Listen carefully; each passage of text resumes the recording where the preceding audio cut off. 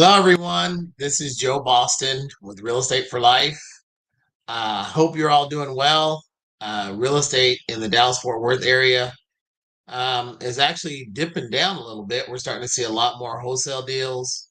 And so, there's a lot more activity. A lot of you have heard of the strategy, the BRRRR strategy, which is buy, right? So you first have to buy the property, then rehab, then rent, and then refinance. Well, it's interesting that in the city of Dallas now they have actually restricted what the short-term rentals, and that was one of the strategies that we would actually have to place our with our BRRRR strategy. You could actually take a house that you bought and rehab, and then you could also put it into a short-term rental position and then generate a lot more revenue. So Airbnb short-term rentals were hot and heavy, and I believe the number is right around 1,000 units in Dallas, something like that. And so it's real interesting because one of our sponsors at the Dallas Real Estate Investment Group that supports the Real Estate for Life is Galen Lonergan, which is with the Lonergan Law Firm. And so she reached out to me recently and said, "Hey, we really need to talk about what this means, not only from the standpoint of uh, people having short-term rentals, but from a real estate investment standpoint as well, and then the holistic approach of what does that mean going forward." So, I'd like to welcome Galen again. Hi, Joe. Hi, everyone. Hello. And so it was really nice that you reached out to talk about this because what we started to do as real estate investors when COVID and all these other external factors impacted our business was looked at how we could generate revenue even when the prices of homes escalated. And one of those ways of doing that were short-term rentals, right? Because then you could generate revenue sort of like a hotel. You could actually generate more revenue, that was the goal, than um, doing just a typical standard rental. And so all these people flocked to doing Airbnb and short-term rentals, and actually we actually had someone on our speaking circuit that came and talked to us about it and how it was going to revolutionize, the whole real estate investing arena. And it did, right, for a while, because I think it fit the niche of people that wanted to do hotels and have a business and not necessarily deal with tenants. They could go in and actually manage the manager and have a crew. But recently, and I would like you to expand on this, the city of Dallas ruled, from what I read, that they were going to stop allowing people to have short-term rentals. Is that true? Well, partially true. There's a lot more restrictions now than there were before. And Joe, this has kind of been bubbling under the surface for some time here in Dallas. Um, and there's really two things that are driving this ordinance now that the city of Dallas has passed. The one and foremost was that the city government, was losing out on the hotel and occupancy tax that has to be paid when someone stays in a hotel. That's 9%. Okay. So the Airbnb owners were not paying any hotel or occupancy tax.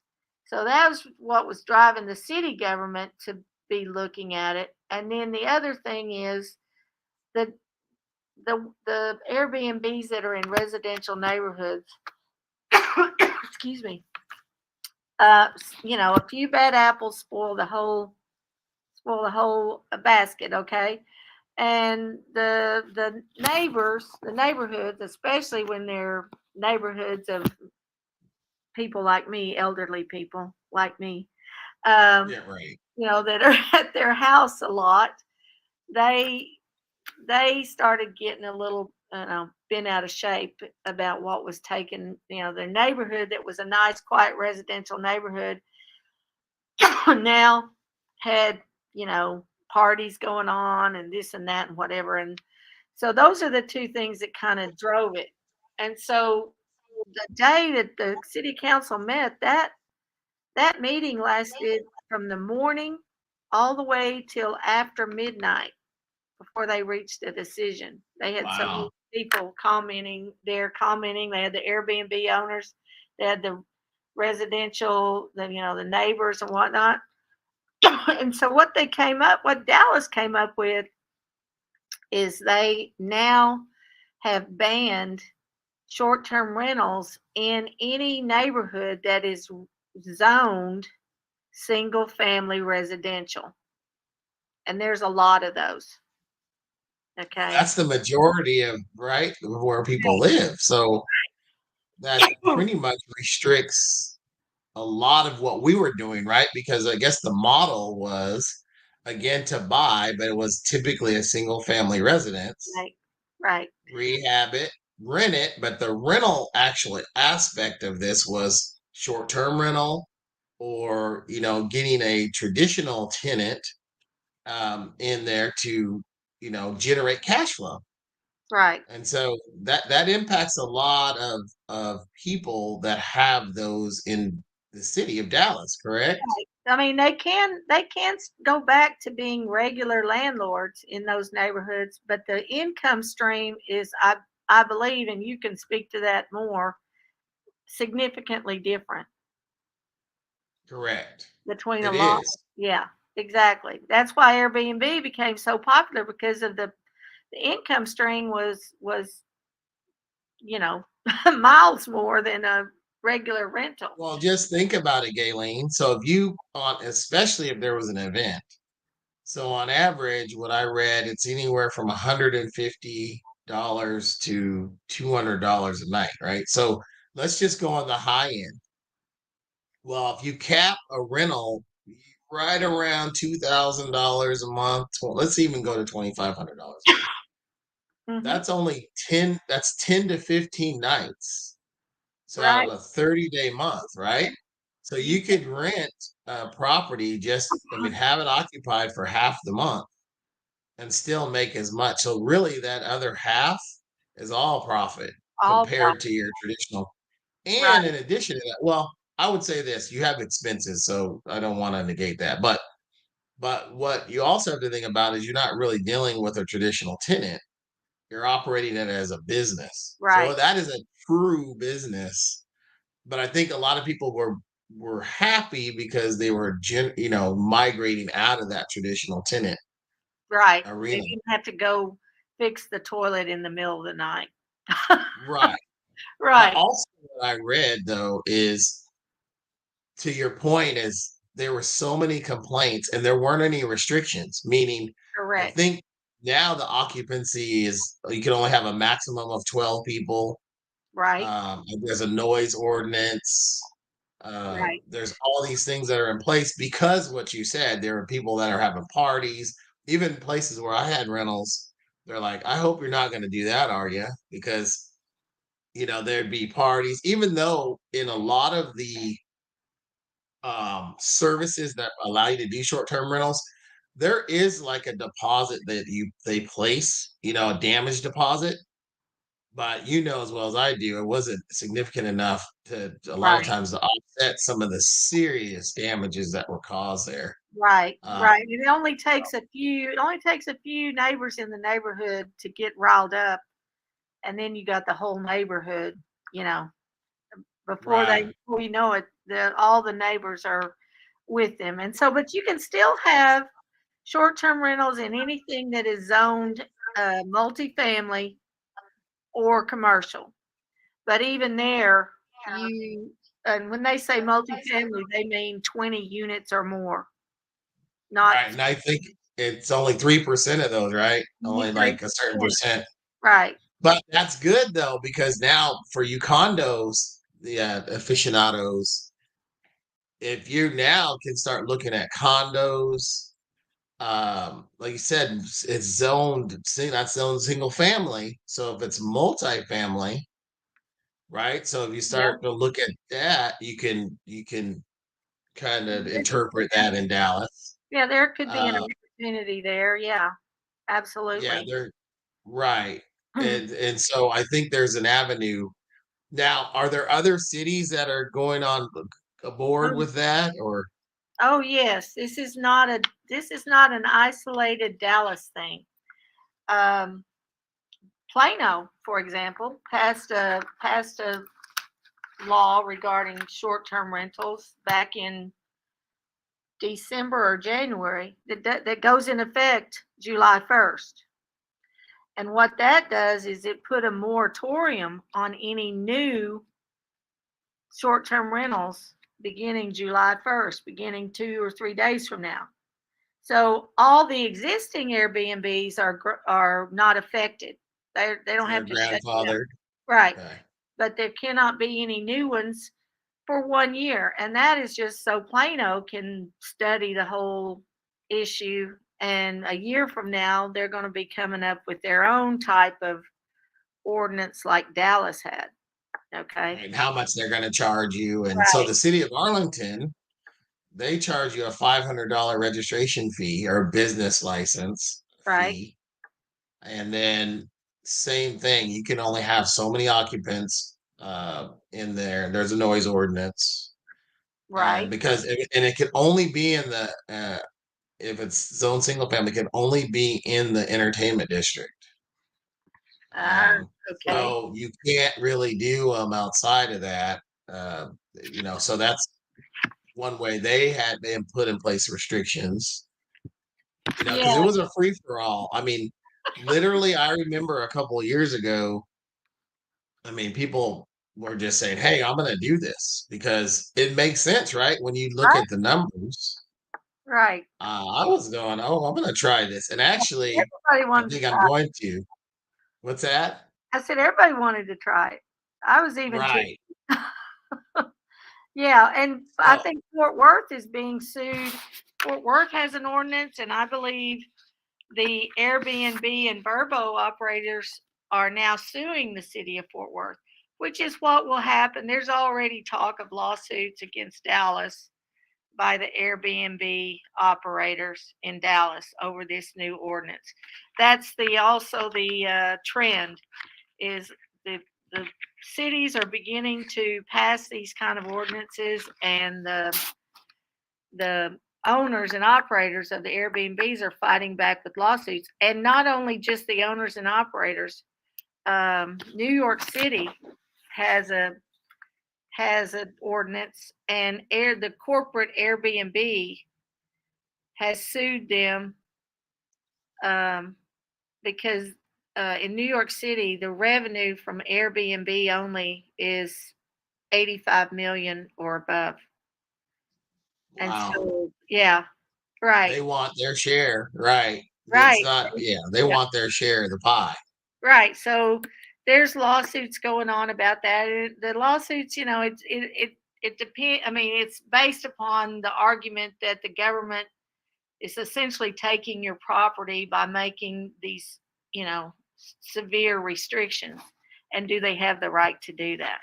Okay. And there's nothing that's come up for appeal or anything like that. They're all like kind of in their infancy. So we won't know for a year, for the maybe until the next year or so, what the courts have to say about this.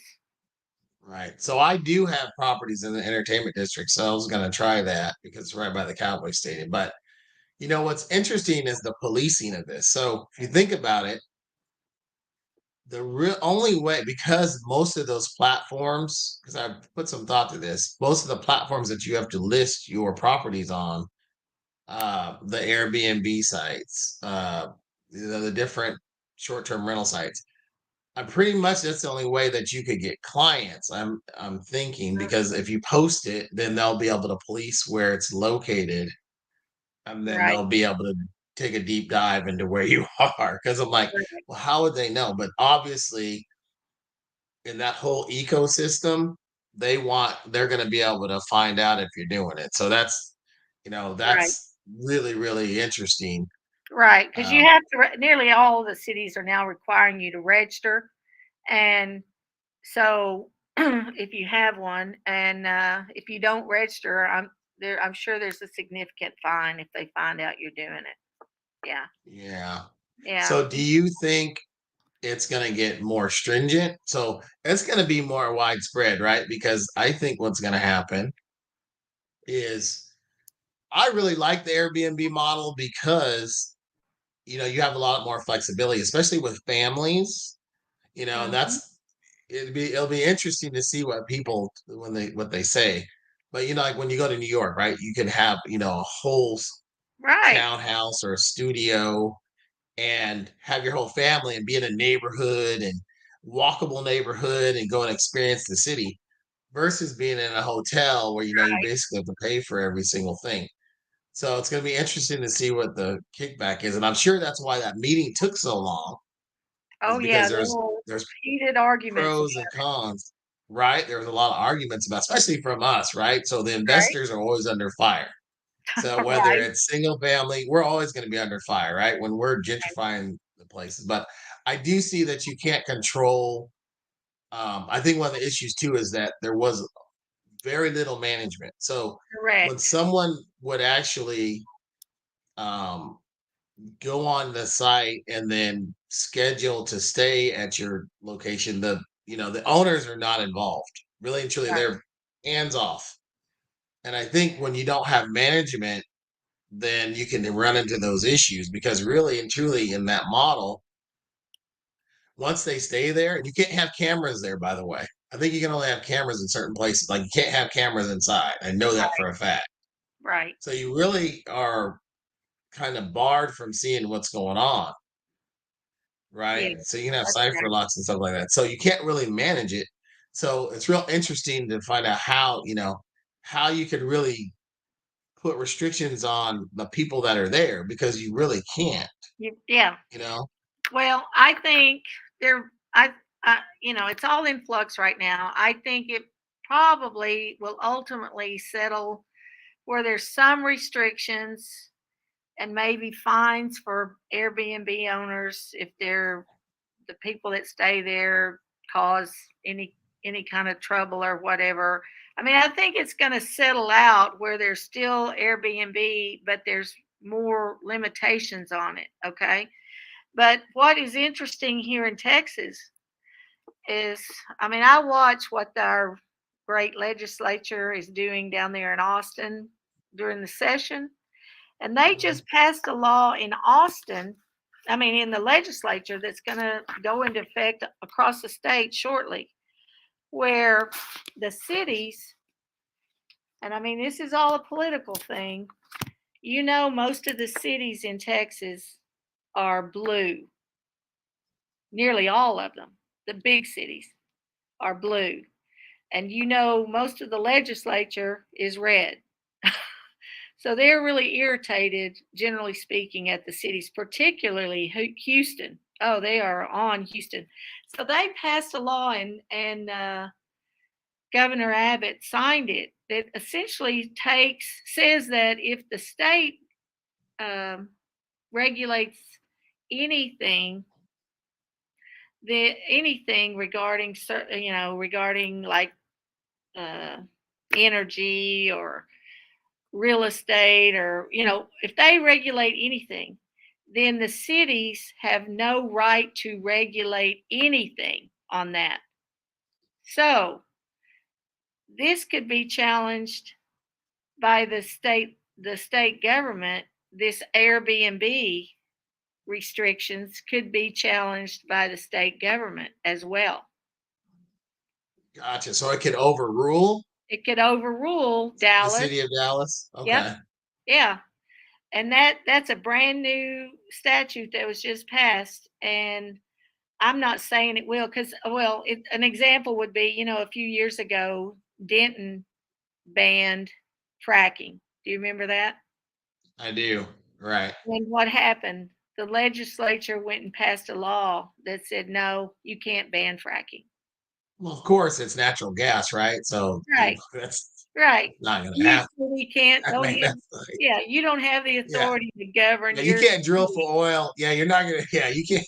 You Yeah. can't drill for oil over here. So Yeah, this is no. kind of the same, this is kind of along the same line. And I'm not saying it's going to happen, but it is out there that it, there could be something like that because they said the whole point of passing that was so that cities couldn't restrict business in their particular city. That that's not a Texas thing. Okay. So that is something to kind of be aware of. And I believe that all these lawsuits, particularly this one in New York, I think those lawsuits could go all the way to the Supreme Court, and who knows what they would say. Right, with what they're doing this day and age, right? But they've Right. been very active the Yes. last couple of days. It's interesting that's what's going to happen in Houston because Houston doesn't really have zoning. I mean, it's like Right. it's all over the place. So, Right. I'm seeing some friends kind of comment on what's going to happen with Houston. Well, I Well, the don't state even know if they legislature wants know how would they. Yeah, there's no zoning, right. so they might be okay, except for like you said for the state, but intervening. But I think cities that aren't as regulated and have a lot of structure, I think are going to be privy to this because a lot of people that are in these suburbs that are newer, right? So you have all these areas that are popping up.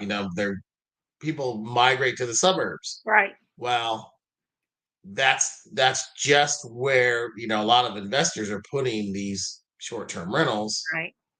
So they're going to ban against it, right? They're going to, especially if there's an HOA, they're not going to Correct. want that That's because that's another going to, yeah, that's another yeah, issue with the HOA. They will probably ban, they could put that in their regulations when they first start developing the subdivision. So there's a lot of things that the investors are going to have to deal with and be cognizant of over the next few years about this right. Airbnb situation. Yeah. And that's a good point too. Is when you do have, I think you'll be more profitable in an area if you can get one that is successful in an area like this where there are regulations. To be honest, because there's fewer, right? Right. Versus a Houston or an area like that, because I would think there'd be more of them there, right? Because it's Right. not regulated. I mean, that's a free for Right. all. I think More that's what competition happened. there. People are Right. ramped up to do it. Yeah, so it'll be real interesting to see that. That's so different. I don't Right. know about San Antonio. I don't know how Well, I regulated would they think are. they would have a lot because if they're an entertainment mecca, okay, Correct. Yeah, just like that's Arlington. true. Right, right. That's true. But they're competing against the hotels, and that's what I'm saying is, you know, Yeah, that's what they're competing against. So they're not.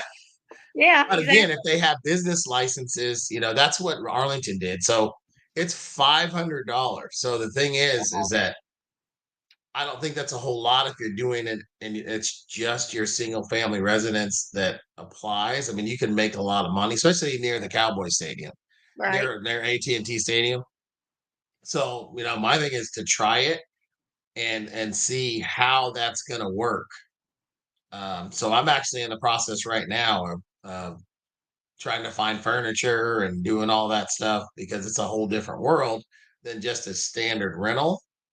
But when you do the numbers, it works, right? Because you can just rent it for half of the. right. But I just I'm think just it's waiting gonna for the city to say, oh, now it's $1,000. right, Oh, now it's $1,500. right. Now it's yeah. Because one Yeah, thing they did in Arlington is for people, you can't even park on the street during game days in Arlington. really?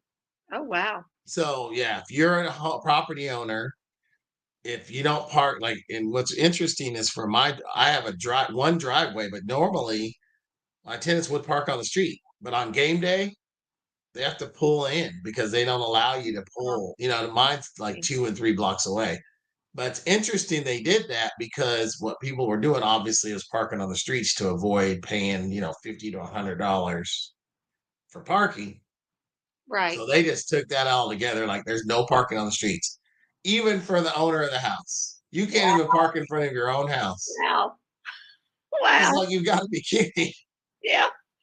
Well, I think So, I think we're in an era where the investor, you know, at least goes into the Airbnb business with their eyes open and what will be my possible plan B if the regulation clamps down on this, I think that's going to be really important.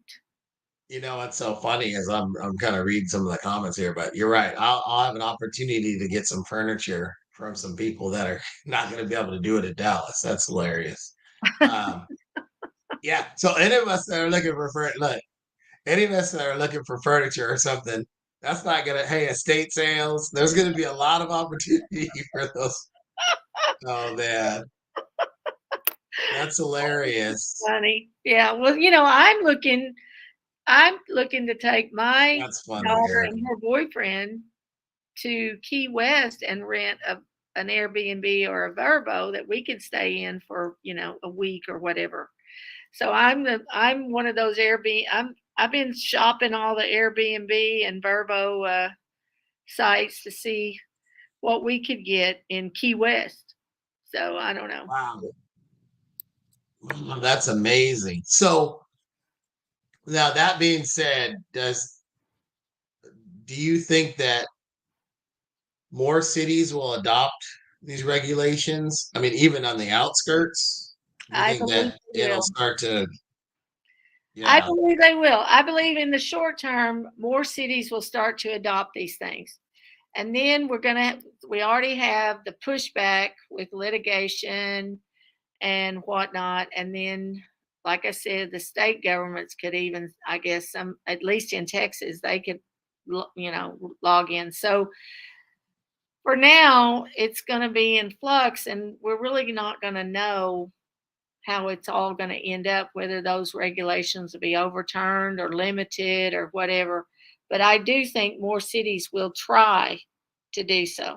My primarily, hey, 10% hotel occupancy tax in Dallas, that's a lot of money to the city.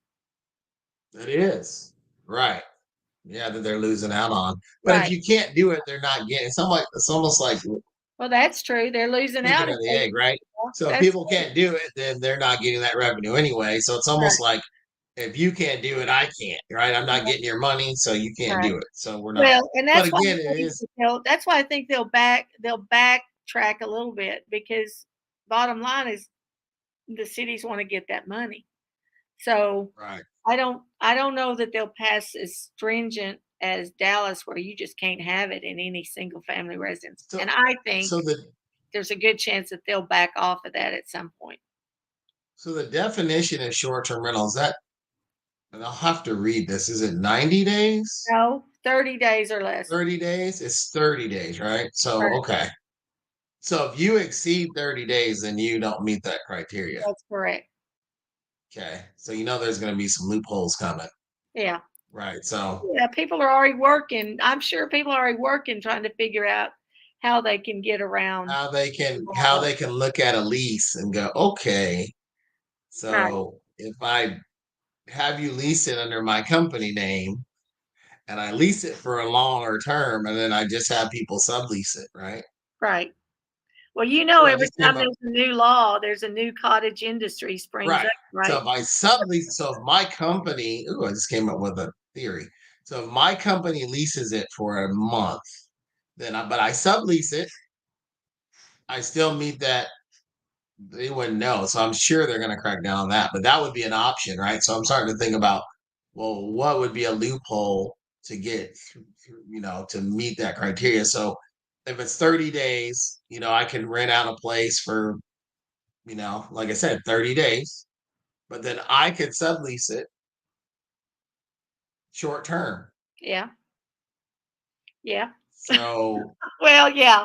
I mean, there's a lot of possibilities, and like I I'm said, just it's all going to wondering, have to be litigated, I believe. So I'm just wondering because the first thing is we're always going to think about how we can be successful in this environment. So that's what I would think. But again, I'm sure there's going to be people like me that are on the city government and council that might rebut that. But I don't know if they're as good as us. But hey, we can get ahead of it. Yeah, That's what's so interesting is we're going to have to start migrating towards revenue models. And I talk about this. That's why I changed the group, because we have to be focused on projects but also generating revenue, because now if you look at the average purchase price, it's migrating up north of 180,000 for an investment property. right. And so if you're right around those price points, rentals, traditional rentals just don't work. Won't I mean, work. it's really tough for them to work, especially with property taxes, maintenance, your reserves. It just doesn't make sense to do that. Um, so what are you going to do with a single family home? Well, that was the answer, is Right. because then you can offset, just like with hotels, right? You can take the half the month or a week, and that's generating all profit. Right. So I think for those of you that are out there that have rentals that were in Dallas, there's still going to be opportunities, like if you want to rent it out per room. So I know some people that do that. That's a revenue model, as well, just renting out by the room. Again, it can't be less than 30 days, but I know people who do that as well. So when you're talking about maybe not a short-term rental, but a different type of rental, actually looking under the umbrella of what you can do to make it a hybrid, right? Instead of just a short-term, to generate more revenue. Because even with the prices coming down some, it's not going to be there, back in the glory days when you and I met, when it's, oh, I'll just throw away that $65,000 house. Right. Oh no, that's too high. 50,000. Oh no, you're trying to Right. take advantage of me, right? Mm-hmm. Now that's the rehab, Right. so um Right. yeah, so it's interesting that they did this, but I think it's just because, one, there are so many complaints. I think two, if you look in Dallas, there's a lot of neighborhoods that were newer or rehabbed.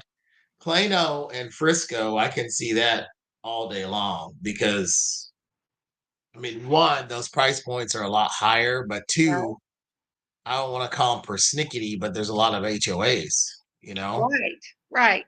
And you definitely have to factor in the HOA situation, you right? know, yeah. So HOAs are not having it. Right. I live in one. I don't like them. A lot of us don't like them, except for when we know we don't like the neighbor, then we Right. love them, right?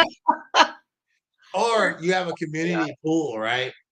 And the doggone short-term rental people are having all crowded, and I know I've had people complain about that, where they use the community pool as a as Oh, a wow. Yeah. as a Mhm. marketing tool. So they take a picture of the pool, and you're like, oh, I got this pool, and it's not really your pool, but it's a community pool. But then you have Exactly. all these, yeah. So this party going on there. So it's Oh, yeah, I interesting. can see So it. Yeah, they would strongly object to that. Right. right. Yeah. So anyway, so we have our meeting tomorrow, which is going to be talking about how you actually analyze. It's called deal or no deal. So how you actually analyze opportunities, and one of the things we do is it's primarily flips, but because we migrated away from a lot of rentals just because of the price points. But one of the things we want to do is we actually have a calculator. We put this in, and to show what will it look like if we did rent it or we did have a revenue model to get it profitable. So we actually have those calculators that we're starting to Oh, develop. good. Yeah, Yeah, because it's all about the numbers, right? So that's if, right. if you still want to buy and hold, what do you have to do to make it work? And so that's kind of the scenarios we're looking at, because if not, all of us, we're going to be either fixing flippers right? Well, what Or about owner financers? owner financer. So that's the next thing. So Yeah, that's really where it is. It's in the notes right now. right. It's definitely there. So, and that's what we're going to talk about the sub twos too. We're going Yeah, to do another one on sub twos in the documents. But anyway, so really good stuff, Galen. Thank you very much. I think we just wanted to highlight this and talk about, even though they're putting restrictions, it's probably going to be widespread. Let's look at the ways that we can actually do things that are successful. And we'll have a counter to this. I'm going to reach out to some of my friends and hopefully you will too to see, over time, once they put this in place, it's starting, how people are actually surviving or what they're doing. right, Um, because I always want to be the opposite too, right? I always want to be the offensive person. So once you say something, I'm like, okay, well, then what can we do? right, Right. exactly. So Yeah, well, thanks for having me.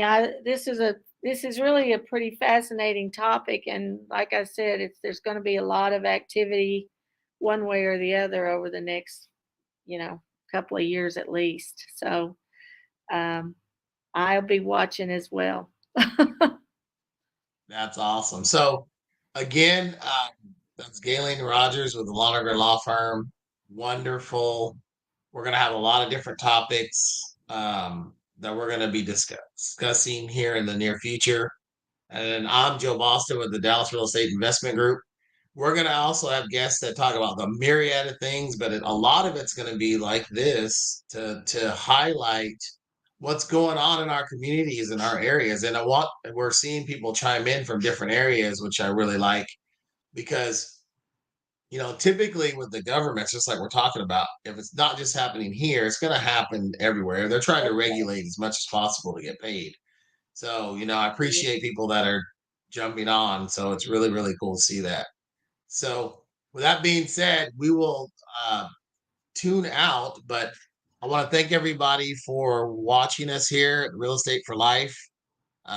Definitely tune in. Anything we can do to help you grow your real estate business, reach out to us and we'll see what we can do to help. So, until next time, we'll be talking to you soon. Bye bye.